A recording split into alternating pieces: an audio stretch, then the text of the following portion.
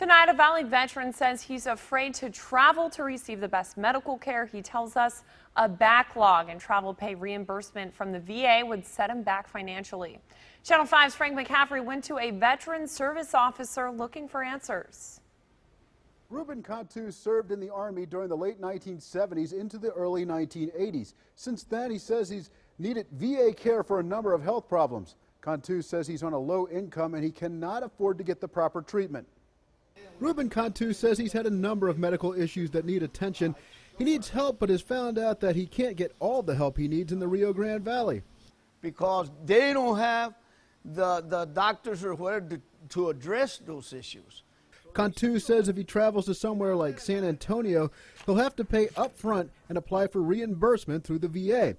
He says he cannot afford the money up front, and the VA's reimbursement backlog is too long for him to wait out. Up to 6 months now. Cantu says 15 years ago he had no problem with getting a payment from the VA when he traveled outside of the valley to get help. They were paying $49 travel pay from here to San Antonio. Now I went 5 times at $49, and then they went up to $109, and it was better for us. Cantu says he worries he won't get the treatment he needs. He believes he's in danger of quickly losing his health as time goes on. Of course I'm worried about my health because hey, I'm getting older, not younger. And these problems are, I had 2 prostate surgeries, back surgery, and I messed up from my neck. Channel 5 News reached out to Hidalgo County Veteran Service Officer Felix Rodriguez to see how Cantu can get paid quickly. A veteran is a veteran is a veteran. It doesn't matter where the veteran lives. Rodriguez says Cantu can call him or a Cameron County Veteran Service Officer and get the process started of calling the VA and pressing for the payment to be mailed. Rodriguez says Cantu is not alone with this complaint.